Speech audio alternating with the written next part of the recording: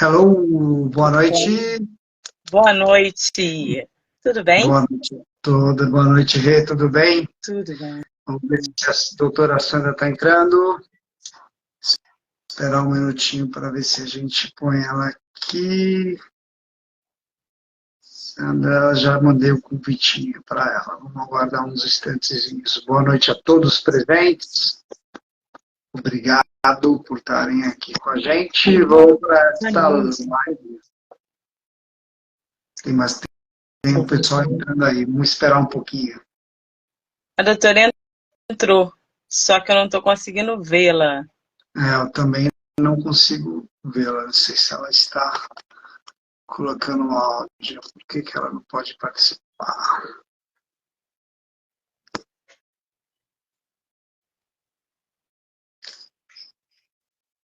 Será que é um delay da internet, algo do tipo? Doutora Sandra, a senhora nos ouve? Agora ela entrou. Doutora! Boa noite. Boa noite, tudo bem? Tudo bem? Boa noite para todo mundo. Então, vamos lá. Vamos lá, agora aberta a nossa live. Pessoal, boa noite, obrigado por todos estarem por aqui. Vamos falar de um tema bastante interessante, né? Um tema bastante legal. A gente vai falar sobre a estética, sobre a dermatologia. E nada mais com a gente aqui, a doutora Sandra, para nos contribuir com muito o assunto. Antes de começar aqui, eu queria agradecer a todos que puderam nos ajudar. O doutor Oswaldo Simolari, nosso parceiro, nosso consultor, sempre presente na área do direito médico e saúde aqui do escritório, do nosso escritório Cardamone Ribeiro, advogados. E também a Nagata e a Gasparini Consultoria, né? Nagata e Gasparini Consultoria, que também propiciou em apresentar a doutora Sandra para nós, trazê-la aqui para que a gente pudesse fazer essa live acontecer. Nossa comunicadora Ariana Félix, que vem desbravando com a gente aí o marketing digital, fazendo aí com que a gente conheça um pouquinho aqui desse mundo, para a gente avançar um pouco mais. E o tema bastante bacana, o tema aí que a gente vira e mexe, nós estamos deparando com várias situações que atingem a estética, que atingem a dermatologia, e a gente se depara com situações boas, situações ruins, situações que deixam nós um pouco aflitos, né? Algumas situações, algumas ocorrências que a gente fica um pouco, né, assustados até. E é interessante a gente entender um pouco mais desse assunto, com um pouquinho mais de profundidade, para saber exatamente aonde a gente coloca nosso corpo aí, nosso rosto, aonde a gente enfrenta essa situação aí com os médicos, né, principalmente na área estética e dermatológica. E a doutora Sandra Tagliolato, que está conosco aqui, a doutora dermatologista formada pela Unifesp, especialista em dermatologia pela SBD, mestrada em dermatologia clínica e cirúrgica pela Unifesp, filiada na SBD, SBCD, ela tem aí pela International Fellow American Academy of Dermatology, responsável técnica pela Dermoclínica, mentora pela Mentoriderma, mentora pela Fellow, e ela é idealizadora do Congresso de Procedimentos Estéticos Médicos. Acho que tem mais coisas aqui, né, doutora? Mas vamos cortar esse currículo grande aqui para a gente seguir. E também, do nosso lado aqui, a gente tem a nossa doutora Renata, advogada aqui do escritório, atuante, firme, especialista no direito médico e saúde. Ela também é formada, graduada aí pela Estácio, lá do Rio de Janeiro, graduada em Direito Civil pela LFG, Processo Civil pela Damásio de Jesus, Direito Médico de Saúde pela IPDMS, que é do nosso doutor Oswaldo, membro efetivo da Comissão de Direito Médico de Saúde, daqui de Cotia, membro da Comissão da Associação Brasileira de Advogados, né, a ABA, enfim, palestrante e atuante firme no contencioso consultivo do direito médico. E agora aí eu acho que é com você, Renata, dá uma palavrinha para a gente, contribui aí com apresentando um pouquinho mais do assunto, da sua especialidade aí com a doutora Sandra, por favor. Boa noite, pessoal. Boa noite a todos. Boa noite, doutor Rafael. Boa noite, doutora Sandra. Muito obrigada pela sua disponibilidade em arrumar aí na sua agenda, que eu sei que é corrida, é complicada. Mas o nosso tema é muito interessante, ainda mais na atualidade, né? Hoje em dia nós temos muitos problemas. Inclusive, o que mais tem se visto no noticiário é não médicos invadem a área dos médicos. Por quê? principalmente na dermatologia, né, nas clínicas de estética, aí, fazendo os procedimentos, e pessoas com consequências sérias, danos sérios, né? Por quê? Procedimentos realizados por não médicos. Nós sabemos que o biomédico não é médico, o farmacêutico, o esteticista, muito menos. Tivemos um caso recente em Cosmópolis, onde uma fotógrafa de 44 anos perdeu a vida porque se submeteu a um procedimento estético na mão de uma biomédica e uma esteticista. A esteticista, pior, fez a anestesia, né? E a menina teve complicações e acabou em óbito. O CREMESP ingressou com uma ação contra uma biomédica, né? A decisão da tutela antecipada foi uma ação de obrigação de fazer com pedido de tutela antecipada, para que a biomédica se abstenha de divulgar nas suas redes sociais e fazer os procedimentos de harmonização íntima, feminina e masculina, dizer que faz o curso, ministra o curso da fábrica do bumbum, harmonização corporal, lipoaspiração de papada, fios de PDO. Por quê? Isso tudo é ato médico. E nessa esfera toda de tanta gente com dano, pessoas perdendo a vida, nós decidimos trazer a doutora Sandra, que é uma dermatologista renomada, médica, né? Ministra curso, ela tem um gabarito para isso, para nos explicar, principalmente elucidar, doutora, para as pessoas o caminho acadêmico daquele que quer chegar lá na frente e dizer eu sou um dermatologista e depois dizer eu sou um dermatologista que também trabalho com a estética. Tá. Então vamos lá. Primeira coisa, não é caça às bruxas, né? É só colocar cada um no seu devido lugar.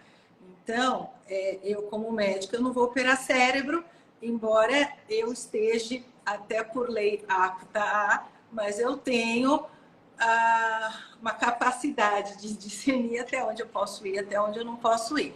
Então, eu vou atuar, a minha área de atuação é onde eu estudei até hoje, é onde eu me capacito todos os dias, então eu sou formada há 30 anos e não paro de estudar nunca, né? Então a gente está sempre aprendendo e mesmo com toda essa bagagem, é claro que a gente não está livre de ter complicações também, mas claro que a quantidade, né, de complicações que eu vou ter e o grau de complicação muito provavelmente vai ser muito menor e a capacidade de eu tentar resolver essa complicação vai ser muito maior. Então, assim, ninguém está livre, mas é óbvio que isso está se tornando um problema de saúde pública. Então, a hora que começou...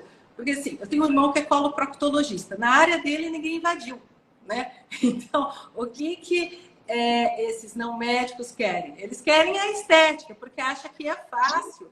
Não é fácil. Não é fácil. Eu tenho amigos dermatologistas que me encaminham a parte da estética e que eles falam, eu quero dormir em paz, eu quero só fazer a parte clínica da dermatologia. Então, essa parte estética, você está pegando uma pessoa que é saudável e ela quer ficar melhor, né? Então, a gente já é muito diferente quando a gente opera um câncer de pele, eu faço isso até hoje, e às vezes fica uma cicatriz que ficou um pouco inestética, então vamos resolver a cicatriz, mas a gente tirou o câncer. Aqui não, eu quero tirar essa ruguinha. Não poderia ficar pior, né? Então, a gente já parte desse princípio, que já a expectativa do paciente é muito grande. E ele já liga, né? Ele já é ligado na estética. Então, quer dizer, quando complica, é muito complicado, além disso, a parte psicológica desse paciente que queria ficar melhor, que ele já estava bem, não era um problema de doença. Então, é mais fácil aceitar uma cicatriz porque eu tirei um tumor do que uma cicatriz porque eu fui tirar uma manchinha e de repente ficou uma cicatriz. Isso a gente falando as complicações mais tranquilas, né? A gente fez um peeling, deu uma complicada, alguma coisa assim. Teve um caso no Sul, uns anos atrás, que um farmacêutico fez um peeling de fenol no braço, é totalmente não orientado a fazer um peeling de fenol em áreas extrafaciais e complicou muito, a recuperação dessa pele é muito diferente, e o cirurgião plástico teve que fazer enxertos dessa pele. Adivinha quem que foi o profissional que a pessoa acabou entrando contra na justiça, contra o cirurgião plástico, porque foi o último que colocou a mão. Então, a coisa está se tornando grande quando a gente começa a ver esse caso de Cosmópolis, o caso de Minas e outros que vão aparecendo, de morte. Aí acende a luz vermelha. Então, peraí, há alguma coisa de errado no reino da Dinamarca. Primeiro, eu acho que você tem que se capacitar. Então, eu não me sinto à vontade, por exemplo, para fazer um tratamento de canal, porque eu não fui capacitada a isso, né? Então, eu não vou fazer. Do mesmo jeito, não vou entrar na área da advocacia. Eu posso até conversar, perguntar, mas não é minha praia, né? Então, cada um no seu quadrado, porque o conhecimento é muito amplo, a responsabilidade é muito grande e não é fácil. Não é fácil tratar paciente que quer melhorar a parte estética. Você trabalha muito com a parte psicológica, da parte da ansiedade desse paciente. E, além disso, você está tratando com um ser humano, com saúde, né? Com vida. Então, a hora que você... Eu faço laser lipólise, que hoje recebe o nome de endolaser, há uns 20 anos. Fui speaker da empresa que vendia, então, laser aqui por 10 anos. Ensinei muitos dermatos no Brasil. Cheguei lá para fora para dar aula também. Tenho livro publicado sobre o assunto, capítulo de livro. Tenho vários artigos publicados. Eu trabalho numa clínica com 10 médicos. Você sabe quanto dos 10 médicos fazem esse procedimento comigo lá? Nenhum. Porque eles acham que é muito invasivo. E eles estão comigo. Eu faço ou sozinha ou com uma cirurgiã plástica que me acompanha. E aí, o que acontece? Vem uma pessoa que fez um curso de final de semana e vai fazer uma anestesia, que a gente tem doses tóxicas de anestésicos. Eu dou aula de intoxicação por anestésico tópico, ou seja, pomadinha de anestésico nos congressos da SBD, né? Então, várias vezes eu dei essa aula. Leva à morte, se você passar uma quantidade ou uma concentração muito grande ou uma área corporal muito grande, só de passar o anestésico. Tem casos, sim, registrados de parada cardíaca de difícil reversão, muitas vezes levando à morte. Só de passar, imagina injetar. Doutora, além disso, só um parênteses, além disso, você submeter um procedimento com um médico, porque intercorrência pode acontecer, né? Ele vai fazer. Agora, imagina um não médico, um esteticista. Então, é isso que eu comecei a falar. Cada um no seu quadrado é a responsabilidade de cada um. Eu zelo muito por meu CRM. Deu muito trabalho, eu construí 30 anos um nome. Mas antes desses 30 anos, vestibular. Eu tenho um filho no primeiro ano de medicina. Ele não para de estudar igual louco. Então, assim, a gente vê assim, a gente estuda muito. Eu não estou falando que outras áreas não estudam muito, mas a gente estuda muito para atuar nisso, para fazer isso. Desde o começo, é focado nisso. Eu falo que médico tem uma cabeça quadrada, porque a gente, desde os 15, 16, 17, 18 anos, só pensa nisso. A gente fica burro no resto de outras coisas. A parte financeira do médico, muitas vezes comprometida. A gente não entende de nada, mas a gente entende de medicina, a gente entende de gente, de contato com gente, de fazer tratamento. E cada um no seu quadrado. Eu não me sinto à vontade de fazer um tratamento na urologia, nem um parto. E olha quantos partos eu não fiz no passado, na minha formação. Mas olha quantos anos eu não faço mais. Então, a gente vai se especializando naquilo. A gente é especialista em gente, como um ser